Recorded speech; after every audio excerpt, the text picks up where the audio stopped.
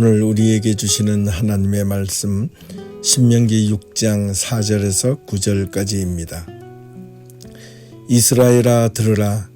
우리 하나님 여호와는 오직 유일한 여호와시니 너는 마음을 다하고 뜻을 다하고 힘을 다하여 내 하나님 여호와를 사랑하라. 오늘 내가 네게 명하는 이 말씀을 너는 마음에 새기고 내 자녀에게 부지런히 가르치며 집에 앉았을 때든지 길을 갈 때에든지 누워 있을 때에든지 일어날 때에든지 이 말씀을 강론할 것이며 너는 또 그것을 내 손목에 매어 기호를 삼으며 내 미간에 붙여 표로 삼고 또 내 집 문설주와 바깥문에 기록할지니라. 아멘. 안녕하십니까? 박세종 목사입니다. 오늘도 변함없이 수요 말씀 시간이 되었습니다. 오늘은 신명기 6장 4절에서 9절까지 있는 내용을 중심으로 쉐마 이스라엘이라는 제목과 함께 하나님의 말씀을 함께 나누어 보고자 합니다. 지난 2주 동안 우리는 신명기에 대한 내용을 말씀드렸습니다. 첫 번째는 구약 성경 가운데 특별히 유대인들에게 토라라고 불리우는 이 모세오경, 창세기, 출애굽기, 레위기, 민수기, 신명기까지 이 5권의 책 가운데 가장 중요하게 생각하고 있는 내용이 바로 이 신명기입니다. 이 첫 번째 이 신명기 전체 내용에 대하여 2주 전에 간략하게 설명을 드린 반면 지난주에는 이 신명기 내용의 가장 중요한 말씀의 핵심인 하나님의 명령과 규례와 법도에 대해서 말씀을 드렸습니다. 오늘은 이 신명기 전체 34장 가운데서 가장 핵심적인 구절이라 말할 수 있는 이 신명기 6장 4절에서 9절까지 있는 내용을 다시 한번 더 깊게 세부적으로 살펴보고자 합니다. 오늘 본문이 있는 이 신명기 6장 4절에서 9절의 내용은 무엇보다도 유대인들이 그들의 신앙에 있어서 가장 중요한 신앙의 지침이자 생활 지침입니다.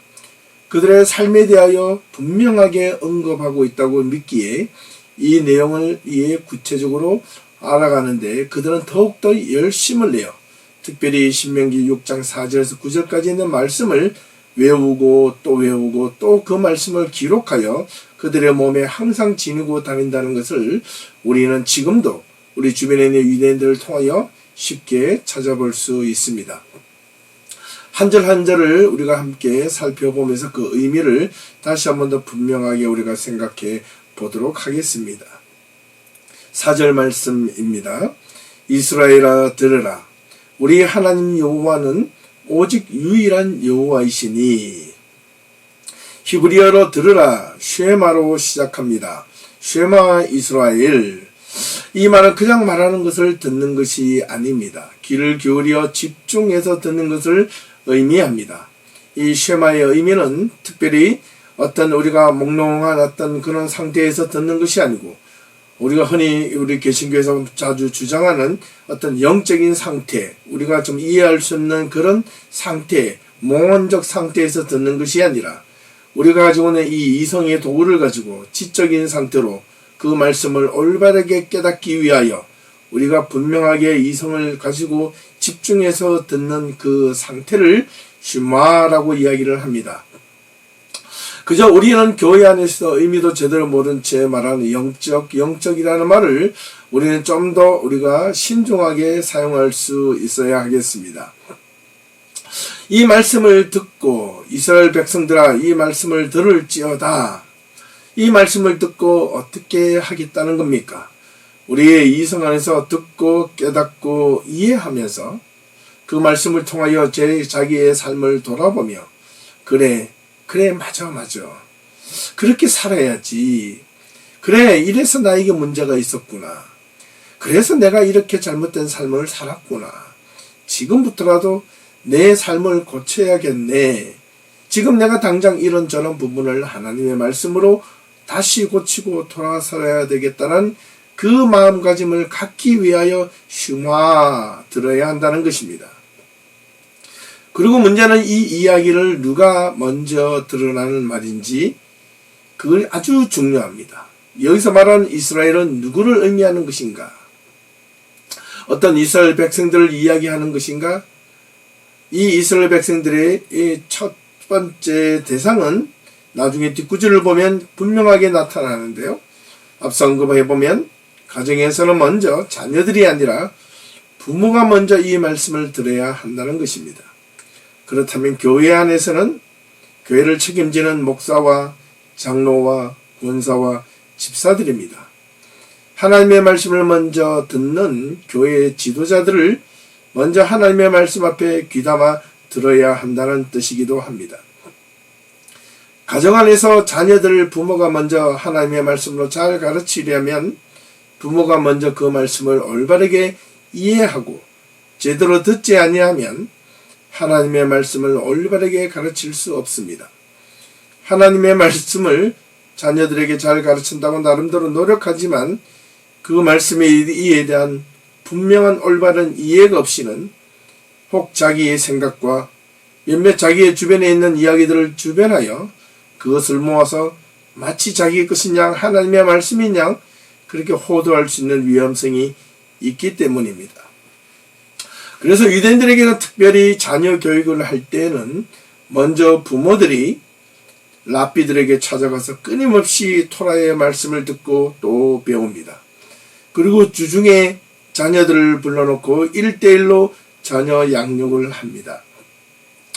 유대인들 가정에서는 특별히 신앙 규범은 부모, 아버지가 자녀들에게 가르치고 생활 규범은 어머니가 자녀들에게 가르친다고 합니다. 우리의 개신교적 삶을 돌아보면 우리의 가정 속에서는 어떠합니까?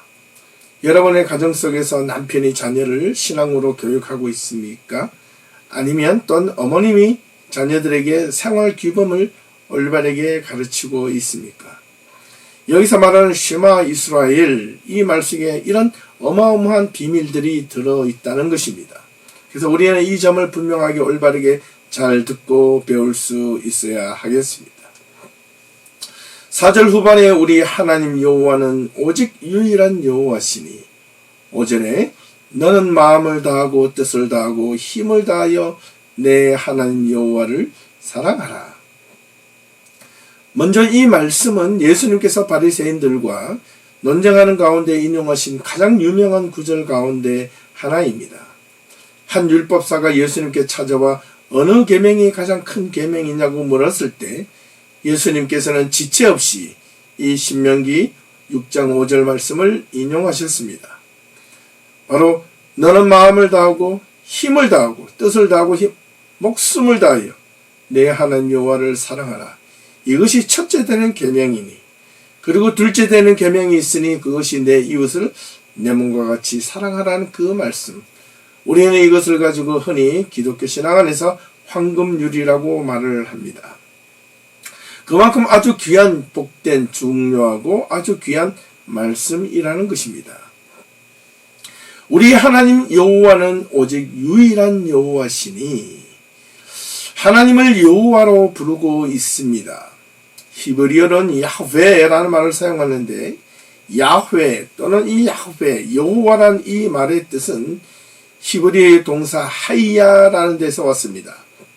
이 동사의 뜻은 바로 존재하다라는 것입니다. 근데 어떻게 존재하는가? 그것은 바로 스스로 존재하다라는 뜻입니다. 그래서 이 여호와란 이 말의 뜻은 과거, 현재, 앞으로 이루어질 미래에 대해서도 영원히 존재하시는 분이라는 의미를 가지고 있습니다. 그러니 너무나도 대단한 말이 아닐 수 없습니다. 이 말을 명사화하여 만든 이가 바로 여호와란. 그리고 여호와께서는 스스로 존재하시는 분 또는 자존자, 지존자라는 뜻을 가지고 있습니다. 이 말은 바로 출애굽기 3장 14절에서 하나님께서 모세에게 나는 스스로 있는 자니라 라고 말씀하실 때 여기서 스스로 있다라는 이 말의 어근도 바로 이 동사 하이야에서 나왔다는 사실입니다. 특별히 히브리어로 말하면 엘로힘 야훼라는 말은 스스로 존재하시는 하나님이라는 뜻을 가지고 있습니다. 바로 그 어떤 주변의 모든 신들보다 위대하시고 독보적이고 존재자로 인정을 하고 그를 따르라는 의미가 들어 있습니다. 이 하나님을 누가 먼저 고백하라는 말인가? 그것은 바로 부모이고 목사이고 장로이고 권사이고 집사가 교회 안에서 가정에서 먼저 여호와 하나님이라는 고백이 있어야 된다는 겁니다. 그리고 그 하나님을 어떻게 사랑을 하라고요? 마음을 다하고 뜻을 다하고 힘을 다하여. 이게 내 하나님 여호와를 사랑하라는 겁니다. 마음, 심장이 끓도록 뜻은 마음의 어떤 목적을 분명하게 하고 힘, 온 전력을 다하여 하나님을 사랑하라. 그렇게 사랑하려면 어떻게 해야 하는가라는 겁니다. 그게 바로 6절 이하에 나와 있습니다. 오늘 내가 내게 명하는 이 말씀을 너는 마음에 새기고, 모세가 지금 부모인 이스라엘 백성들에게 먼저 그들의 마음이 먼저 말씀을 새기라는 겁니다. 토라를 새기라는 겁니다. 우리 하나님 여호와는 오직 한 분이신 유일한 하나님이시니 너는 마음을 다하고 뜻을 다하고 힘을 다하여 여호와를 사랑하는 그 마음을 하려면 하나님의 말씀을 마음에 새기라는 겁니다. 여기서 새기다라는 이 말의 뜻은 아주 각인하다라는 뜻이지요. 그렇기 때문에 마음에서 지워지지 않도록 마치 불로 인도해서 불을 달구어서 사람 마음에 지지듯이 그 마음에 새기라는 것입니다. 새겼다가 흩어지고 새겼다가 지워지는 것이 아니 한번 새겨지면 영원히 지워지지 않을 그런 것을 마음에 새기라는 겁니다. 무엇을? 말씀을, 히브리어로 디바르, 그 말씀을 새기라는 것입니다. 그런데 이 말씀을 먼저 부모, 목사, 권사, 장로, 집사, 교회 지도자들이 그리고 또 집 가정에서는 부모가 먼저 이 말씀을 먼저 새기고 새겨진 그 말씀을 가지고 7절 말씀에 내 자녀들에게 부지런히 가르치며 집에 앉았을 때에든지 길을 갈 때에든지 누워 있을 때에든지 일어날 때에든지 이 말씀을 강론할 것이며 내 자녀들에게 부지런히 가르치라. 부지런히라는 말은 쉼 없이 가르치고요. 집에 앉았을 때든지 길을 갈 때든지 누워 있을 때든지 일어날 때든지 이 말씀을 강론하라 했습니다. 이 말은 장소를 가리지 말고 가르치라라는 말입니다. 분명히 우리에게 하나님의 말씀은 특정한 자리에서 가르치는 것은 분명 아님을 알고 있습니다. 그 가르치는 장소는 어디이든지 장소만하고 틈이 나면 하나님의 말씀을 그들에게 알려주고 또 알려주라는 겁니다. 여기서 가르치다라는 이 말의 히브리어 뜻이 참 재미있습니다. 어떤 것을 지시하거나 알려주는 것이 아니고요. 샤나네라는 히브리어를 쓰는데 이것은 날카롭게 만들다라는 뜻입니다. 직역을 하면 이렇습니다. 내 자녀들에게 하나님의 말씀을 가지고 부지런히 그 말씀을 날카롭게 만들며, 근데 어떻게 집에 앉았을 때든지 길을 갈 때든지 누워 있을 때든지 일어날 때든지 그렇게 가르치라는 겁니다. 장소를 불문하고 하나님의 말씀을 날카롭게 그들에게 만들어 주어라라는 뜻입니다. 그리고 이 말씀을 강론할 것이며 라는 말로 하겠습니다. 여기서 강론하다는 이 말의 뜻은 어떤 일방적으로 막 특강하듯이 막 구구절절 혼자 강사가 앞에서 막 떠벌리는 그런 것이 아니고 일방적으로 가르치고 지시하는 것이 아니고 여기서 말하는 강론은 토론을 의미하는 겁니다. 서로 토론하라는 겁니다. 하나님의 말씀을 가지고 토론을 하라는 겁니다.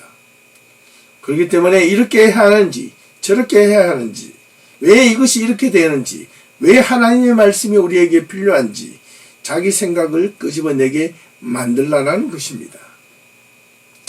이렇게 해야 하는 이유는 우리의 생각을 넓게 하고 자신의 의견을 잘 표현하고 정리하기 위함입니다. 유대인들이 성공하는 이유가 세 가지가 있는데 그 첫 번째는 자신의 부족함을 늘 인정하는 것에서 시작된다고 합니다. 두 번째는 배우고자 하는 열정이 있어야 한다는 겁니다. 마지막 세 번째는 바로 기록입니다. 유대인들이 성공할 수밖에 없는 아주 근본적인 이유가 첫 번째가 뭐라고요? 부족함을 인정하는 것. 두 번째는 열정을 가지는 것. 마지막 세 번째는 듣고 배운 것을 끊임없이 깨달은 것을 자기의 손으로 끊임없이 기록으로 남기는 것이라고 말하고 있다는 겁니다. 그래서 이 세 가지가 마치 조화를 이루어서 유대인들이 자신의 신앙뿐만 아니라 삶과 생활이나 직장이나 일터에서도 성공하는 삶을 살 수밖에 없다라는 것입니다. 저는 이 이야기를 듣고 그럴 수 있겠다. 우리는 참 이 말을 잘 곱씹어서 잘 듣고 그것을 잘 헤쳐나갈 수 있는 그런 분명한 믿음, 그런 신앙, 올바른 우리의 삶의 어떤 방향을 올바르게 잡기 위해서는 이 세 가지가 항상 필요할 수 있겠다라는 점을 꼭 기억해야 하겠습니다. 부족함을 인정하기에 배우고자 하는 열심이 있는 것 아니겠습니까? 배우고자 할 때 그냥 무작정 배우는 것이 아니라 그것을 배울 것을 잊지 않기 위해서 끊임없이 자기가 가진 기록물을 끊임없이 정리하고 기록하고 또 그것을 들여다보는 습관을 가질 때 반드시 그 사람의 인생은 성공을 한다는 것입니다. 8절 말씀을 봅니다. 너는 또 그것을 내 손목에 매어 기호를 삼으며 내 미간에 붙여 표로 삼고 또 내 집 문설주의 바깥문에 기록할지니라. 이 말의 의미는 하나님의 말씀을 자신의 삶에 있어서 가장 가까운 곳에 두고 수시로 그것을 펼쳐들고 읽고 또 읽으며 기억하고 외우며 명심하고 반복하고 또 반복하라는 내용입니다. 왜 그렇게 하라고 하는 것일까요? 바로 샤난을 위해서입니다. 하나님의 말씀을 날카롭게 하기 위해서 그렇게 하라는 것입니다. 날카로움은 언제 사용되어지는 것입니까? 예를 들면 칼을 들고 날카롭게 칼을 이렇게 숫돌에다가 가는 이유는 바로 요리를 잘 하기 위함입니다.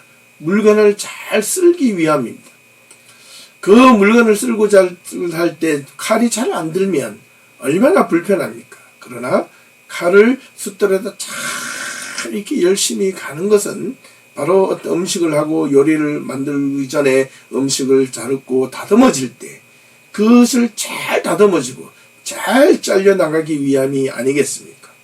다르게 말하면 불필요한 것은 걷어내고 필요한 것만 잘 만들어가기 위함입니다. 하나님의 말씀을 올바르게 듣고 배우고 익히는 이유는 우리의 일상생활에서 우리에게 다가오는 모든 것들 가운데 모든 것이 다 좋은 것이 아니라 우리에게 필요 없는 부분들을 하나님의 말씀으로 올바르게 잘라내고 우리에게 필요한 부분도 올바르게 성취할 수 있는 그런 올바른 믿음에 대한 말씀에 대한 무엇을 분별력을 갖기 위해서 하나님의 말씀을 듣고 또 들어야 한다는 겁니다. 그렇다면 우리가 인생을 살아가면서 우리의 삶의 기준이 무엇이다? 하나님의 말씀이다. 하나님의 말씀이 기준이 되어야 된다. 하나님의 말씀이 날카로운 칼처럼 예리하고 묻어지면 안 된다. 그 말씀이 예리한 칼날을 가지고 세상에서 우리의 삶 속에서 하나님을 향한 믿음 생활 가운데서 불필요한 부분들을 온전하게 단호하게 제대로 잘라내고 필요한 부분들을 잘 다듬어서 우리가 하나님의 말씀 안으로 내 안에 섭취할 수 있어야 한다. 그렇게 하기 위해서 샤난 우리의 생각을 날카롭게 하고 예리하게 만들라는 그 하나님의 명령이었던 것입니다. 지금 모세는 이스라엘 백성들을 모압 평지에 모아놓고 가나안을 목전에 두고 이 말씀을 전할 때 아주 의미심장하고 비장한 각오로 힘을 주어 무게감 있게 강론하고 있었습니다. 이 말씀이 언제 왜 이들에게 필요한가라는 것은 이제는 분명해졌습니다. 이스라엘 백성들이 지난 40년 동안 광야 생활을 마치고 이제 그 광야 생활 속에서 크고 작은 일들이 있었고 또 비록 하나님을 거역하기도 하였고 순종하였던 그 모든 것들이 다 이제 지나가고 드디어 약속한 하나님의 말씀의 땅, 약속의 땅으로 들어가기 직전에 만약에 이스라엘 백성들에게 모세가 다시 한 번 더 이 말씀을 강론할 때에 누구를 위하여? 이 하나님을 위하여? 아닙니다. 이스라엘 백성들이 가나안 땅에 들어가서 살 때 그 삶의 자리에서 이 말씀을 필요하다는 것입니다. 즉 다르게 말하면 바로 예고편이라 말할 수 있습니다. 너희들이 가나안에 들어가게 살게 될 때 이 말씀들을 절대로 잊지 말고 명심하고 기억하고 또 기억하며 그 말씀을 지키며 살아야 한다는 것입니다. 참으로 중요한 이야기가 아닐 수 없습니다. 우리가 어떤 새로운 곳에 정착하게 될 때 그곳에서는 이전보다 새로운 마음으로 또한 대부분 새롭게 시작해 보고자 하는 그런 어떤 비장한 각오가 사람마다 다 있을 것입니다. 그런데 그렇게 새롭게 시작하고자 하는 그 열정적인 곳에서 그 열정의 중심에는 누가 있었고 무엇이 있어야 하는가? 바로 토라, 하나님의 말씀이 있어야 된다는 것입니다. 지금 이스라엘 백성들에게는 지난날 자신들의 조상들이 애굽에서 그토록 고난 속에서 있다가 출애굽을 하여 자신의 고된 생활을 마치고 이제 광야를 뒤로하고 가나안 땅에 들어가기 직전에 있는 이 이스라엘 백성들에게 그 약속의 땅이 오히려 하나님의 말씀과 명령을 어김으로 말미암아 도리어 다시 저주의 땅이 되고 고난의 땅이 되지 않기 위해서는 분명하게 하나님께서 이스라엘 백성들에게 목숨을 걸고 이 말씀을 지키라는 것입니다. 우리가 매주일마다 예배 드리러 나오는 가장 중요한 키포인트가 무엇인지 아십니까? 그것은 바로 말씀을 듣기 위함입니다. 말씀을 들어서 무엇을 하기 위함입니까? 우리의 삶에 구체적으로 작은 것이라도 적용하고 실천하며 보다 그리스도인다운 그리스도인으로서 삶을 살아가기 위함입니다. 그렇기 때문에 예배 가운데 하나님을 만난다는 것은 누구를 통하여 무엇을 통하여 하나님을 만나겠습니까? 바로 말씀 가운데 설교 시간에 들려지는 그 하나님의 말씀을 통하여 우리가 하나님을 생각하고 하나님을 떠올리고 그 하나님에 대한 어떤 깊은 뜻을 예배 가운데 발견하고 임재하시는 하나님의 뜻을 깨달아서 남은 한 주간 동안 또 하나의 한 주간 동안 힘있게 살기 위해서 우리가 하나님의 말씀을 듣기 위해서 예배에 참석하는 것입니다. 그 예배의 자리가 참으로 중요한 믿음의 자리, 예배의 자리가 되어야 한다는 것입니다. 그처럼 우리가 예배의 자리는 하나님의 만남의 자리이기도 하고 말씀을 듣는 자리에 그 말씀을 깊게 들어서 그 다음에 삶의 자리에서 우리의 삶의 일주일 동안 우리의 삶의 현장에서 그 받은 말씀이 우리 삶의 현장에서 적용이 올바르게 되어야 한다는 사실입니다. 그래서 이후에 나타난 이 10절에서 25절까지의 내용은 바로 가나안에 들어가서 어떻게 살 것인지 어떤 마음으로 살아야 할 것인지에 대한 그 내용, 가장 중요한 것은 여호와 하나님을 잊지 말고 끊임없이 경고하신 그 경고의 메시지, 하나님의 명령과 규례와 법들을 잊지 말라라고 당부와 또 당부, 또 준엄하게 경고하고 있는 내용입니다. 그리고 더불어서 너희가 살 길이 무엇인지 여호와를 시험하지 말고 오히려 너희들의 삶이 어렵고 힘든 일이 닥칠 때 이 하나님의 명령과 규례와 법도가 너희 삶을 온전하게 지탱해 줄 수 있기를 부탁하고 또 부탁하는 내용입니다. 그 가운데 클라이막스적인 내용이 18절 말씀입니다. 여호와께서 보시기에 정직하고 선을 행하라.